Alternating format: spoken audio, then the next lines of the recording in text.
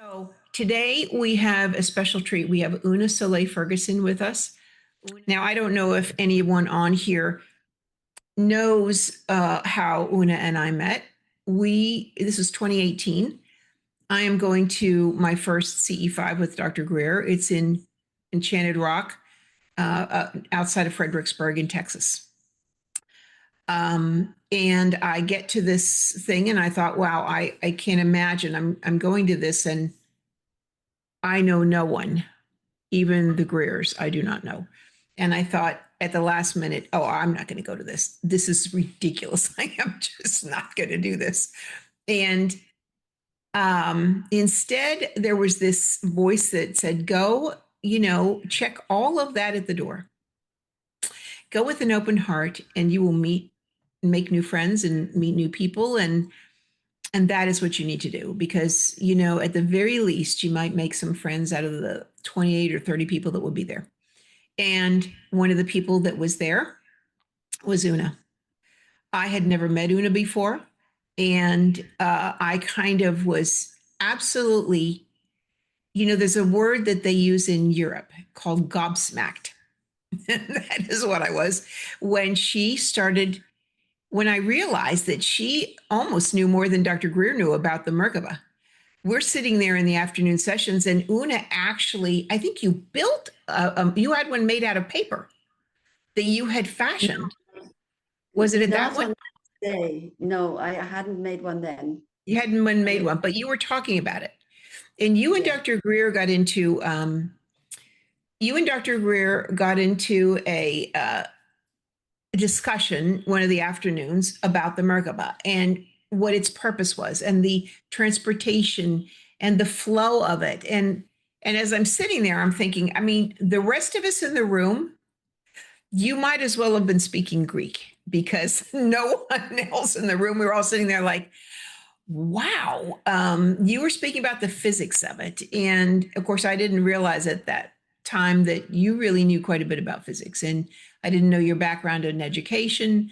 It was fascinating. And then on another afternoon, you had in a meditation, you had been taken on a craft on a ship, and you were allowed to fly that thing.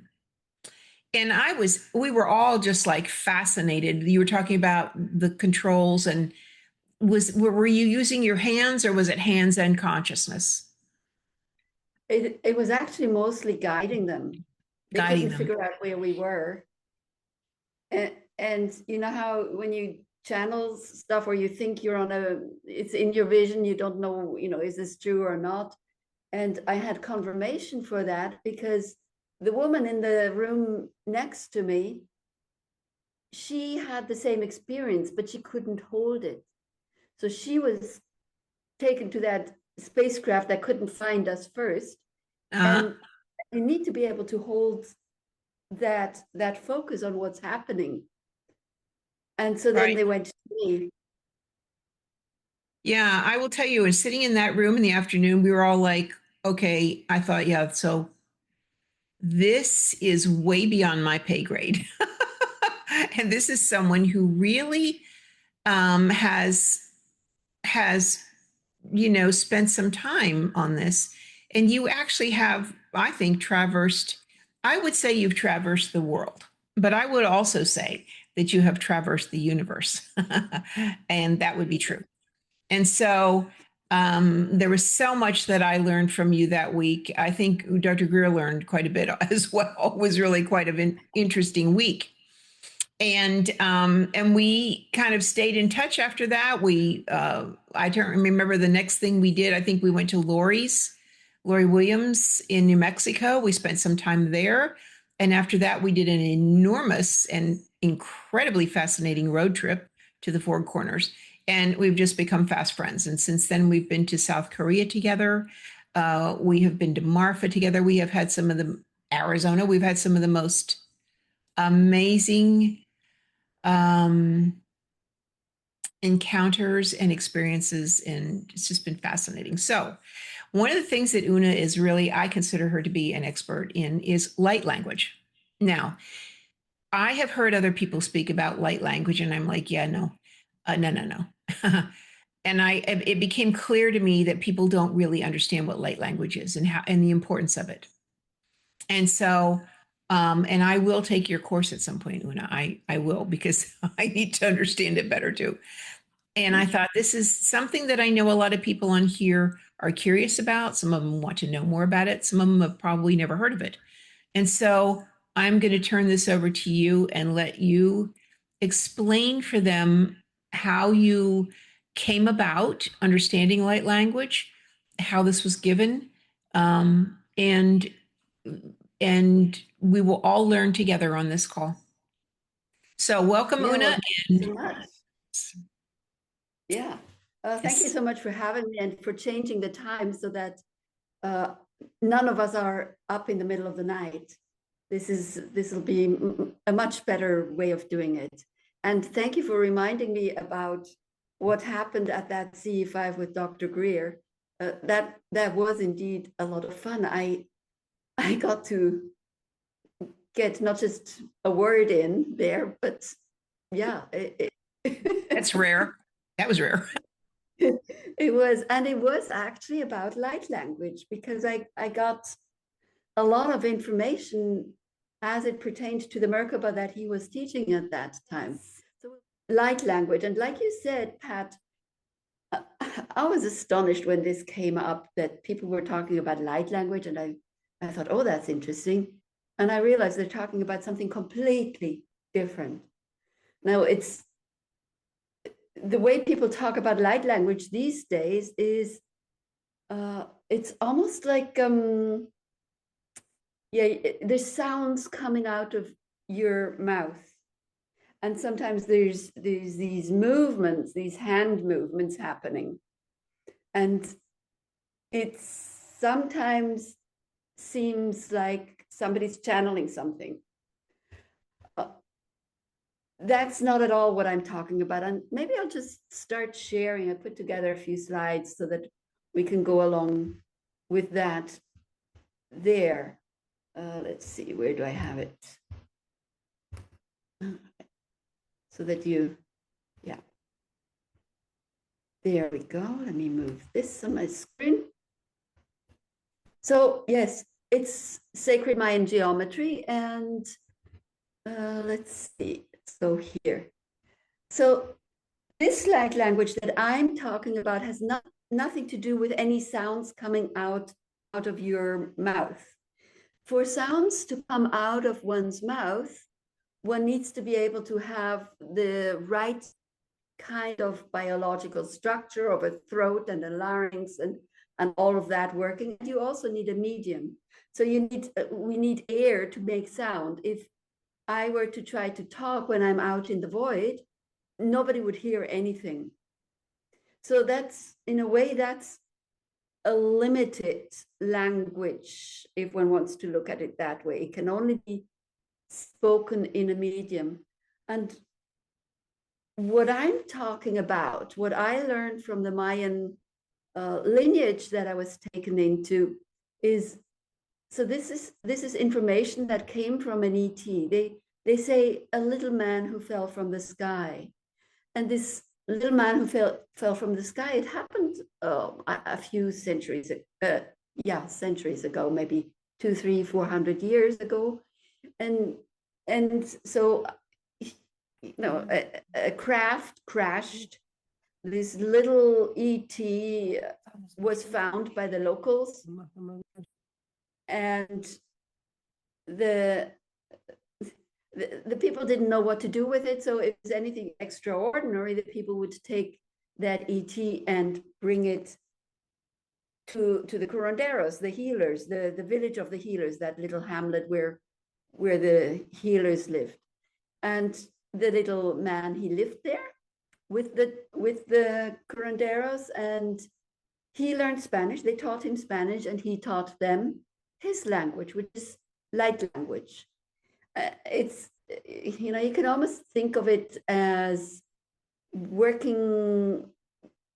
We've all heard about materializing things through your thought, and it goes a little bit in that direction. So this is the lineage holder Star Fuentes from from whom by whom I was taken into the lineage, she is over 80 now, and she doesn't teach it anymore.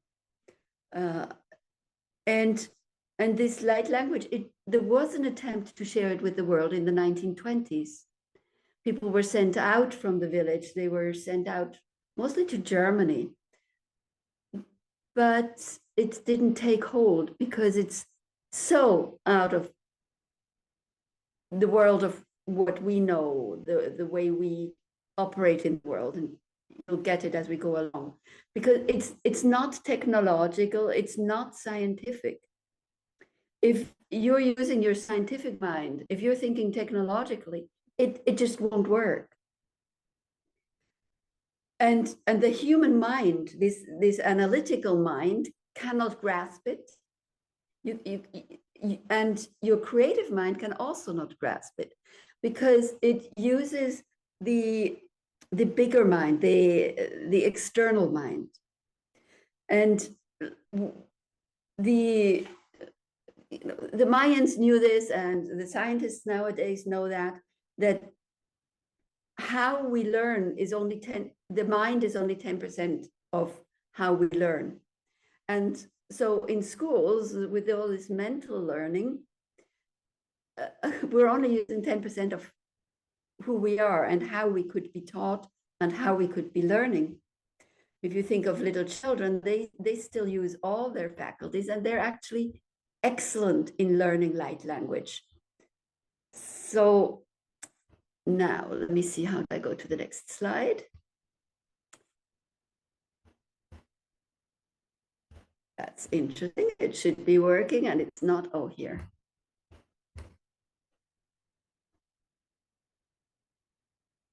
So yes, it's not something conceived by today's humans, cannot be conceived by today's humans.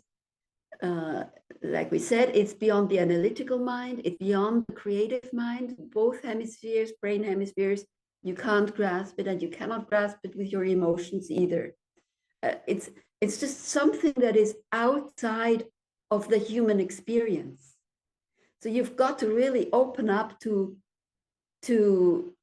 something nobody has, most humans have not experienced. Like we said, it's not sound frequencies. It's not something that comes out of the mouth. And what it is it's the original thing. So we can talk about love all day long, but that's not love. Us talking about it is not love. We can talk about a tree all day long, and we can describe a tree to, let's say, somebody who's never seen trees. Let's say an Eskimo, never seen a tree. You describe a tree, you can talk about it all day long, and they still have not seen the tree. You could look at an avocado. So I can describe what an avocado tastes like. You still won't know until you've tasted the avocado. So words cannot grasp it, thoughts cannot grasp light language. It lives on that perfect, pure consciousness level where from which we manifest, from which we create. Anything that is in the 3D realm is not perfect. If I create a sphere, it's never going to be 100% perfect. If I create a box, it's just not going to be 100% perfect. That's not possible. But I can have an idea about creating a box, a cube. And even that idea is not yet the perfect pure consciousness that is behind the idea, the perfection of it. So what is light language? I told you what it's not. It consists of geometric shapes and colors. That's how we grasp it in this reality. Now, you all know this picture, and I love this picture. Like whenever I own a house, whenever that happens, I'll ask Pat if I can buy this picture that is right behind her right now. It's just this absolutely beautiful being working with geometry and colors. So I hinted at this before, ETs and the craft, how are they created? And many people have had this channeling or dreams about, you just create with your mind. And that's what we're doing with light language. You just create with, but you've got to get that antenna, that consciousness going first. And the more we practice, of course, working with light language, the better we get at it. And for example, becoming invisible and seeing in the invisible is also something that we can train with sacred Mayan geometry. So why bother? Why bother learning? Yes, of course, you can manifest all sorts of things, and it takes a lot of work to practice and learn it, because our minds will be in a place of perfect, pure consciousness, beyond the little mind that argues and despairs and isn't happy with this and likes this and doesn't like that. So we cannot be programmed as easily when we work with light language, the Mayan light language. So let's look at a few examples. And I'll start with the last one here, because this picture is of Vivian Dittmar. She was my light language teacher. Again, she is not teaching anymore, but she was an absolutely amazing light language teacher. And it shows through the things she's accomplished. Her teenage son developed a brain tumor, and she healed it with light language. A lot of dedication, she's really good at light language. She healed a brain tumor with that. Imagine. She also healed scorpion poisoning once. There was a class and somebody got bitten by a scorpion, and people were watching her heal that poisoning. Now let's start at the top, speaking the truth. So I had this client, and she was in a marriage where her husband was lying to her seriously. He ended up in prison, and she just didn't want to have that kind of thing going on, and she didn't want that energy anymore. And so she placed light language in the entrance hall so that anybody who comes into her house needs to speak the truth, which had the effect that certain people didn't come into her home anymore, and other people opened up to say things that they hadn't said before. Yes, you can work with feeling confident, worthy, being in integrity for yourself, and you can encourage other people. So if you're speaking through light language, of course, you're offering somebody, it's like words.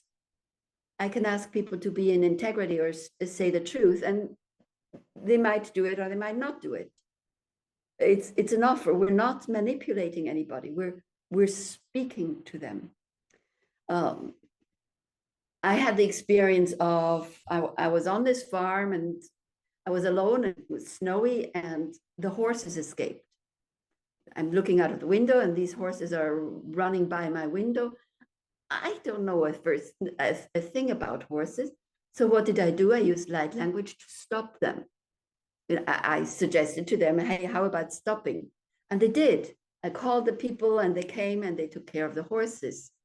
Now, this stopping, this stabilizing, you can use it for your children are climbing up the jungle gym, or they're up on a tree, and you're going, oh, well, I hope you don't fall down.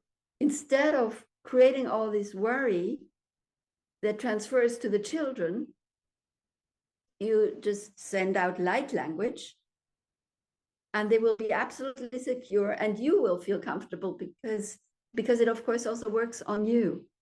You can stabilize a shopping cart. It's about to roll away, just when you've moved the things from the shopping cart into the car, and you just stabilize it with light language. Or walking on something slippery like ice or slippery wet leaves, I use light language on my feet, and I am absolutely secure in how I walk. I just had a client also.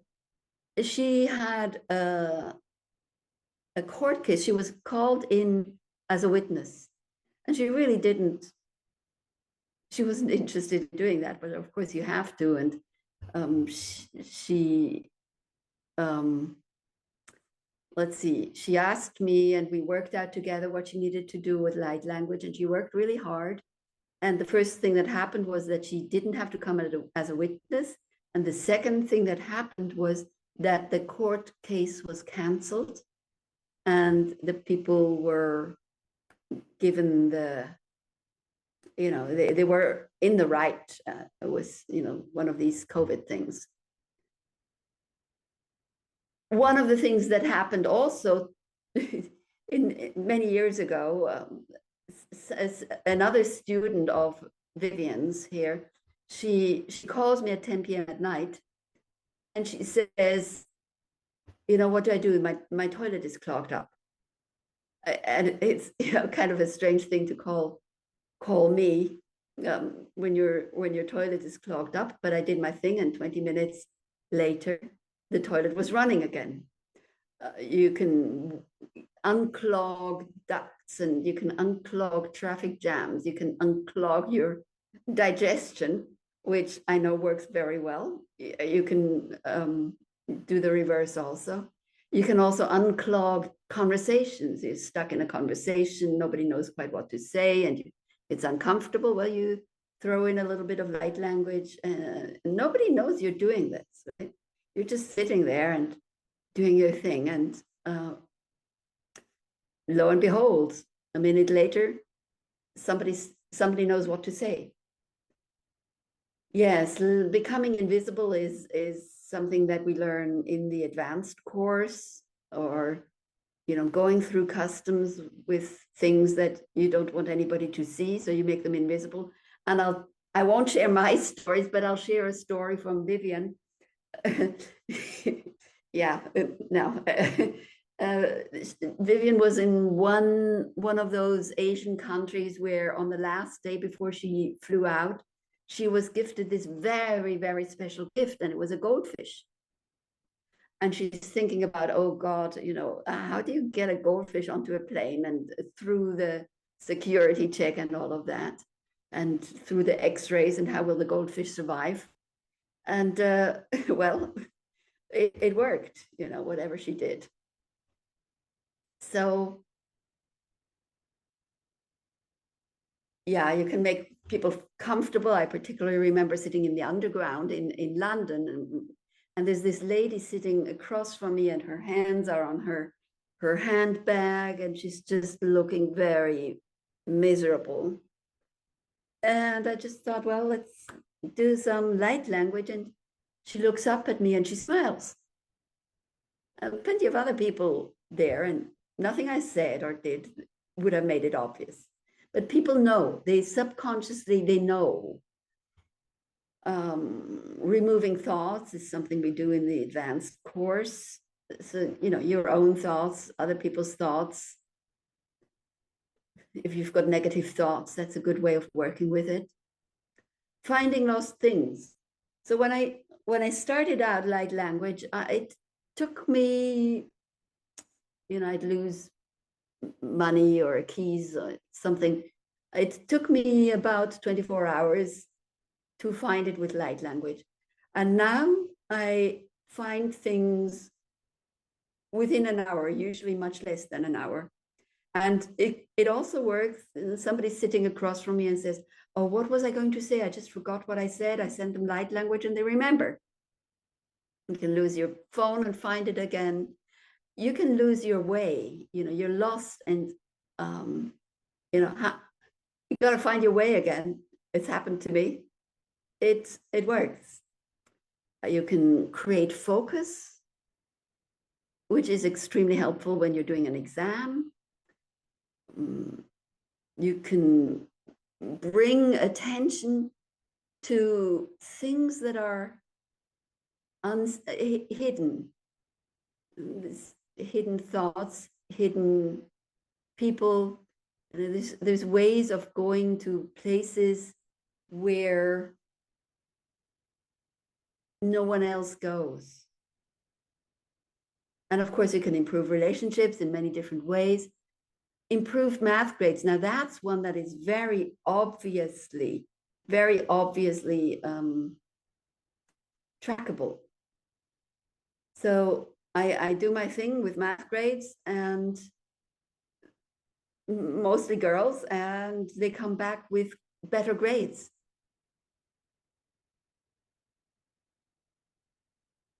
Yeah, and we just live on a higher frequency, and what that has meant, if the class is such we can really raise our frequency very, very high, what happens is that we're so nourished by this light language that we're not hungry anymore. We're nourished by the light and the shapes. We're nourished from an energy that is higher than what we have now. Yes, so this is, last night I was looking at this and I'm thinking there's so many words trying to explain light language. And when I teach light language, I don't use all these words, we just do it. So what does an avocado look like? I Googled what I found, somewhere explaining what an avocado looks like. And we don't have to read this. It's just shows you how long the explanation is. But what if you just ate an avocado? Then you would know. So what I'd like to do is give you a taste, just a tiny little bit of a taste of light language. And you can compare it to me teaching you how to write one letter. Let's say it's the letter A. So you're in school and you're learning how to write the letter A. That's what we're going to do now. So I highly suggest you sit there in where all your chakras are open. So this line is completely open. You're not having your hands here or here or here or even here. You're really open. And that's an indication to your energy field that you are ready to receive. And this is actually something that was done at a Harvard study too. They gave the students a lecture, a 2-hour lecture, and they observed which students were crossing their arms or crossing their legs, and which students were completely open. So, and then they gave them a test right after, and it was significant how much better the people did on the exam when they were open, not crossing anything. So what I'm going to do, when you're ready, and I'm just going to stop the share so that I can see everyone.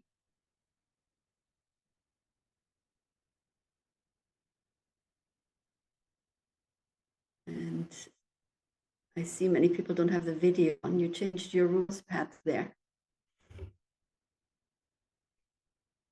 Okay.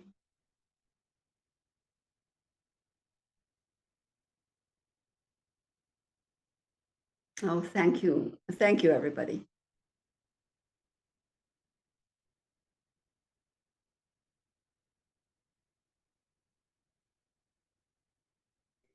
And it might be easier for you if you close your eyes.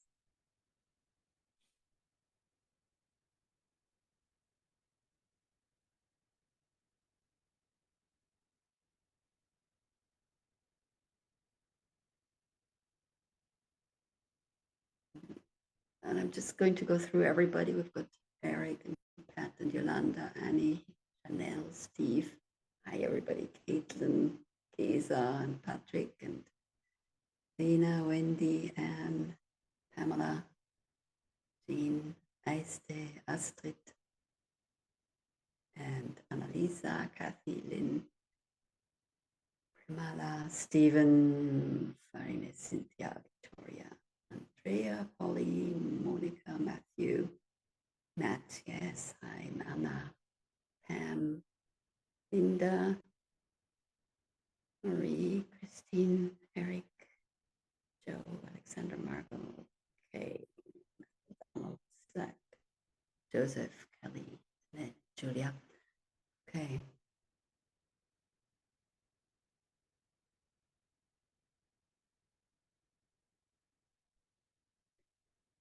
And we're going to bring in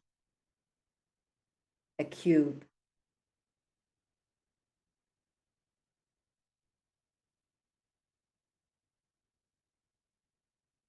Feel the cube. Sense the cube.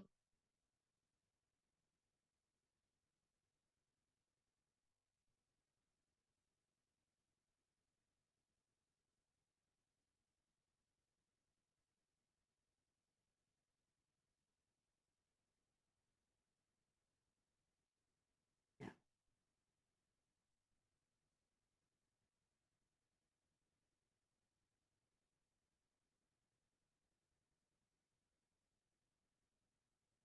Cube. It's a cube. Okay. You can feel what it's like sitting in a cube.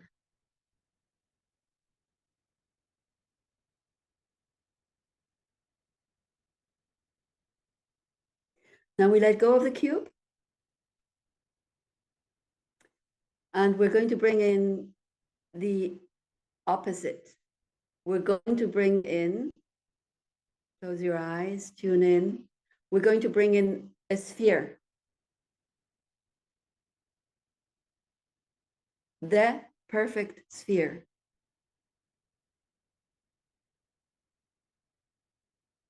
Sense it, feel it.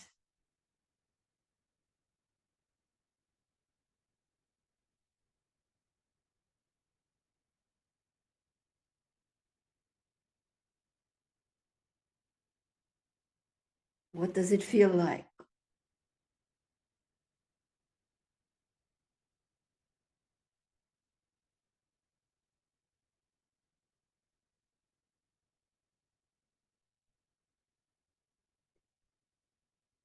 Okay.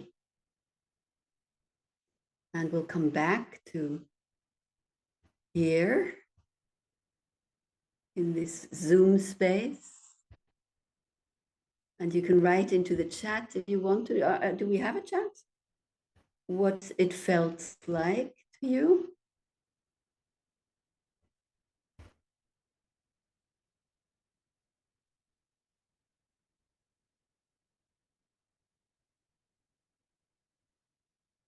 And I can also tell you what I usually hear from people. Thank you, Janelle. Smooth sphere, yes.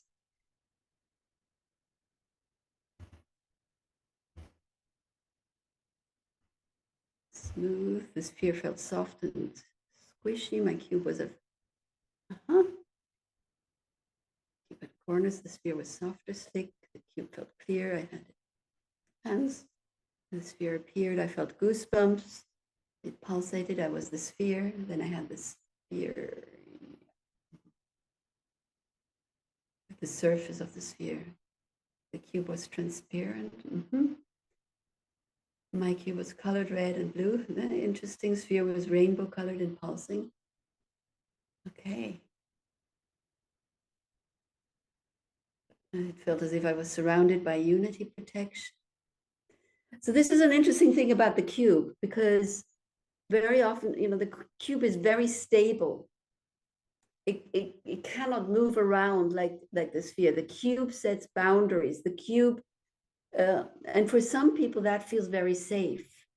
Cube was blue, sphere endless, vast, easy. Cube was clear inside with edges. So and these boundaries of the cube, the stability of the cube, can also feel limited to some people.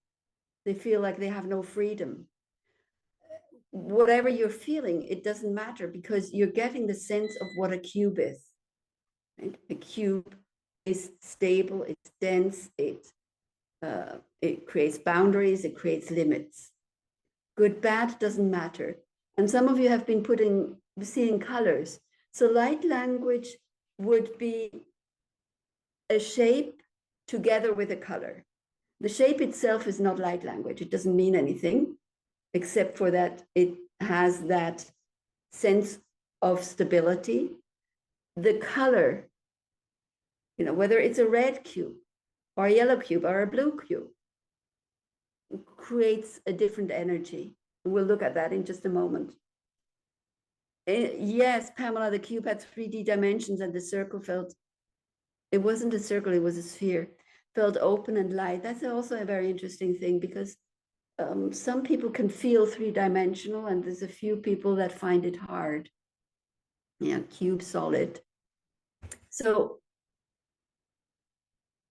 and the sphere is, somebody said bouncy. Yes, there's movement in the sphere. The sphere gets things rolling. It's limitless. It's just the opposite of the cube that is stable. So that was just a tiny little sense of geometry. So when people hear geometry, very often they'll go, oh, that sounds like school. But there's nothing one has to learn here. We work with, when we go to the advanced class, we work with over 144 colors and over 80 shapes. And it sounds, really, really difficult to learn, but it's not. It's not, because you're getting it as a download. So this is, what actually happens. We've got energy flows, energy everywhere. And the energy all flows through the shapes. And there's different kinds of energy. We could say, this is just one way of possibly imagining it and explaining it. So we could say there's this energy that is blue, there's this energy that is red or pink, there's this energy that is golden. And we shape those colors with the shapes we have. So the colors flow into the shape, and that creates the language. That creates what we want to materialize. And to create in that way, again, we have to be relaxed. Our ego has to be relaxed. If I'm trying to think this, it's not going to work. If I'm trying to create it, it's not going to work. It has to be relaxed. So this is what I'm saying here. We shape the light or color. So the color is light, right? Color is just light, and that's why it's light language. We shape the light or color of a dimensional frequency, which would be unbound in itself. So light in itself is unbound. It can go anywhere it wants. But we shape that color, that frequency, by using shapes. And the color can be beyond the spectrum of what our eyes can see. And when we're very advanced, we will use colors as seen by ETs, as seen by angels. So again, this is all words. And, if you ask the people who've taken light language, and there's a few here on the call, they'll tell you that we don't talk about all this. We just do it.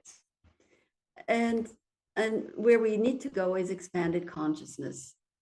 So it takes us to places where we move judgment to discernment. Judgment is this is right and this is wrong. and we're moving it to this is what I want and this is what I don't want. That's discernment. This is what I want. This is what I don't want. It's not calling something good or bad. It's just my decision. And we move opinions, our brain, what's inside our brain, our opinions, and we all have opinions. But the idea is to get away from having opinions and going to a place where we know or we don't know. So, just really, I know this, I know this. And then we don't have to defend it anymore. Opinions, we usually have to defend. Beliefs, it can be any kind of beliefs, religious beliefs or other beliefs. Beliefs really mean that we don't know, and we can move that to wisdom. And wisdom is beyond the brain, discernment is beyond the brain, knowingness is beyond the brain. So, we haven't looked at how, what happens then. So let's say we have a colored shape, just one shape, and we've colored it. And there's various ways of using it. And one of the ways I use it most is through sending it out through the third eye. And light language works 5 times faster than light. And I know scientists are now grasping that yes, well, let me say it this way. ETs are traveling at a speed that's faster than light. And maybe even some of the man-made spacecraft are now traveling faster than light. Well, if there's travel that's faster than light, also communication has to be faster than light. And light language does that. It works at the speed of 5 times faster than the light.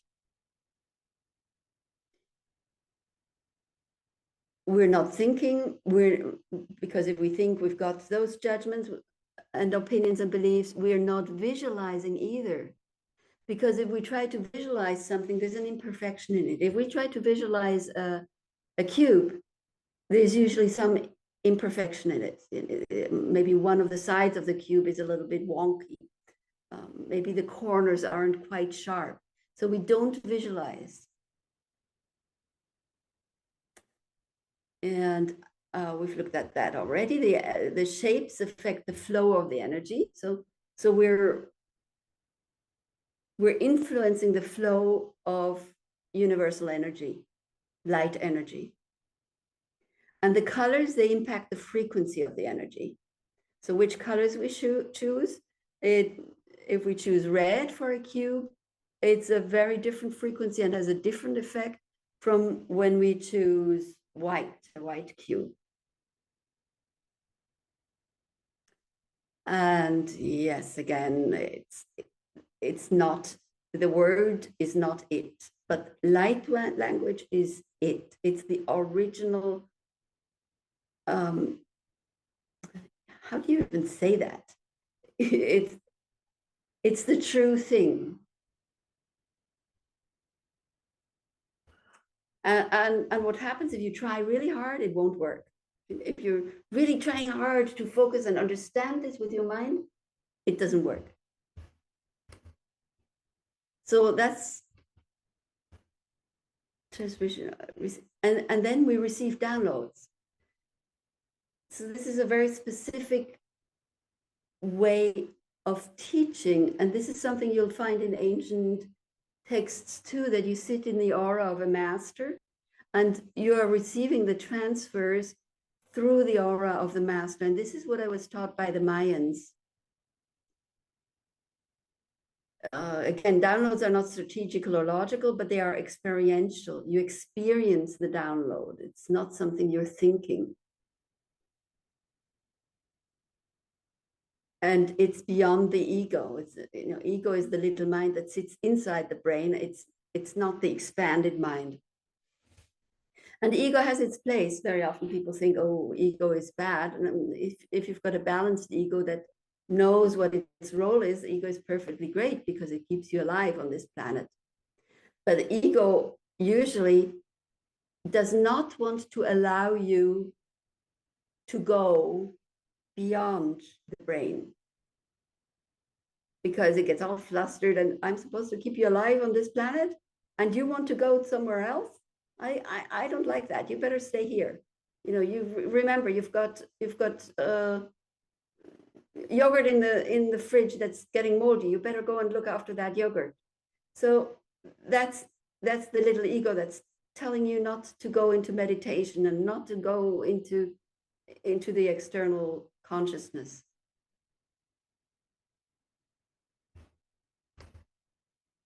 And that's just because it itself cannot go there. Primal thought. So yes, again, it's primal thought. It's the intention. We work with the intention. We don't work with visualization. We don't work with thought. We work with the intention. So our intention needs to be of the highest frequency. So the intention must not come from, oh, poor me, I really need some more money, so please give me more money. That doesn't work. It's that frequency is too low. We need to come from a frequency of a high frequency, a frequency of virtues, the frequency of that external consciousness, the wisdom, the knowingness, the discernment, the beauty, the light.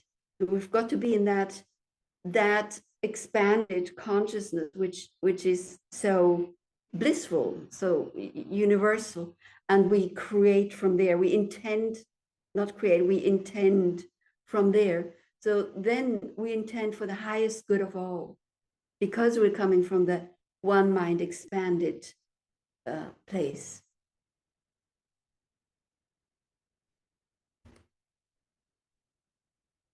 Yes, let's see. We were talking about me talking with Dr. Greer about the Merkaba. And if you know the Merkaba really well, you'll know that inside the Merkaba, where the two tetrahedrons meet, there's an octahedron. And this is a tetrahedron, okay? So the Merkaba, we know that the Merkaba is a craft that takes us to places. Now, this craft needs a navigation system, and the octahedron, according to the Mayans, is our GSP. It's our navigation system. It's and you can look at it. You know, it almost looks like the needle of a compass, in a way. And what the tetrahedron does, and I'm not giving you the download, I'm just talking about it with words. It chooses higher energies. If there's a conflict, it will not get involved with the conflict, but choose a higher energy to resolve the conflict. The tetrahedron is one of those geometrical shapes that has the sharpest edges. There's no other geometric three-dimensional shape that is sharper than the tetrahedron. And so it cuts, it's sharp, it has the energy of fire.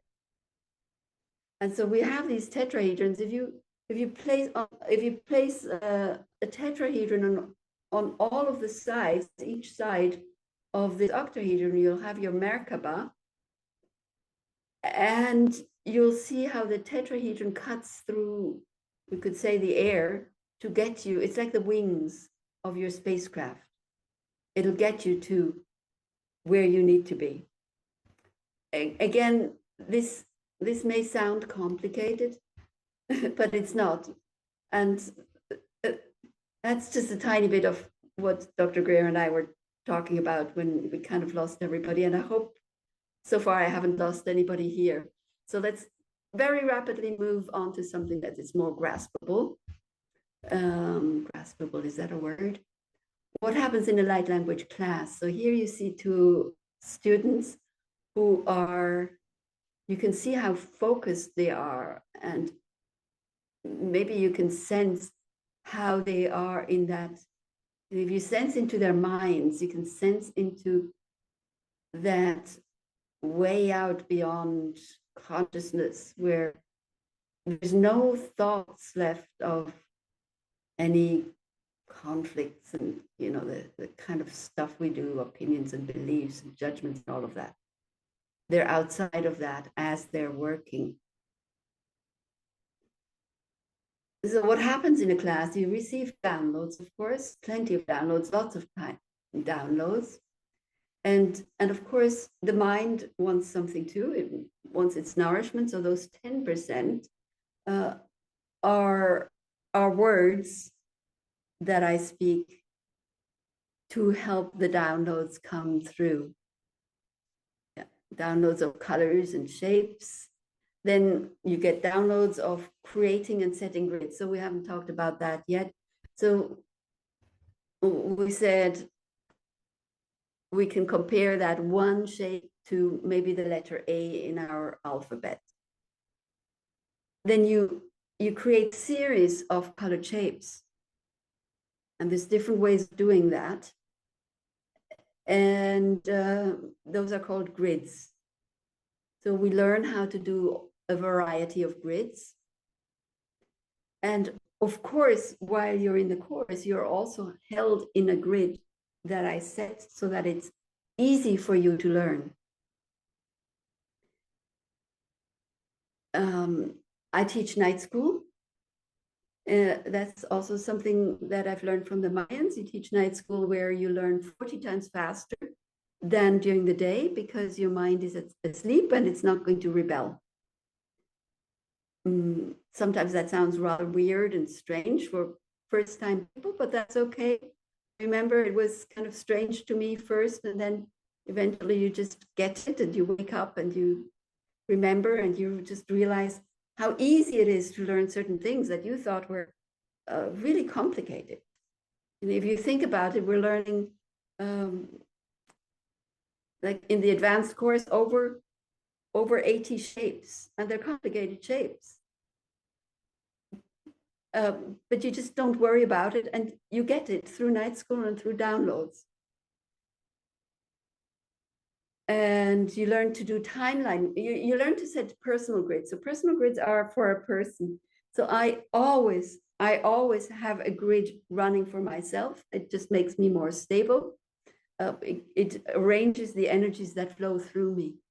Then we have timeline grids that go over, you know, I want to,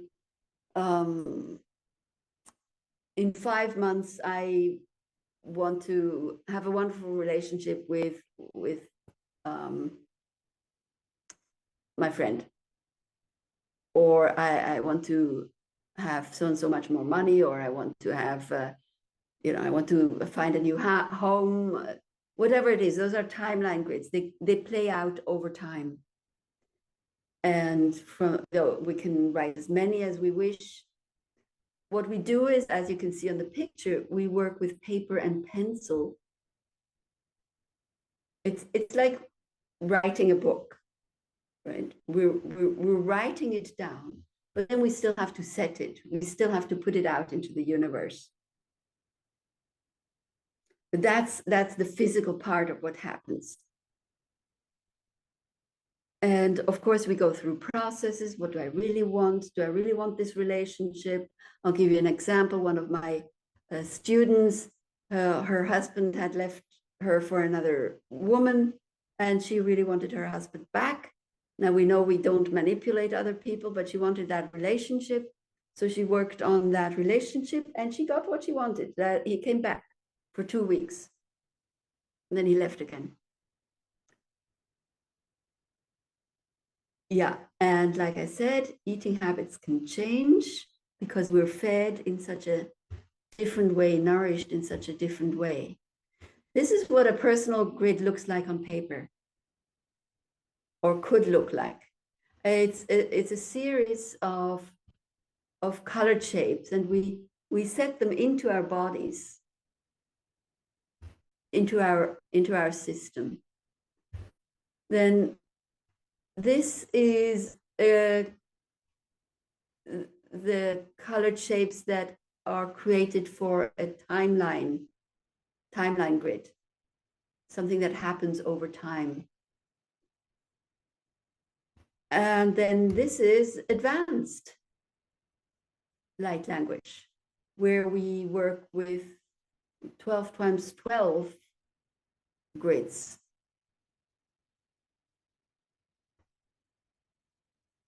And I'm going to stop right there. And what I'd really like to do, because we do have here students who have just recently taken the light language grid. Would you like to add anything or talk about your experience from your perspective of learning light language?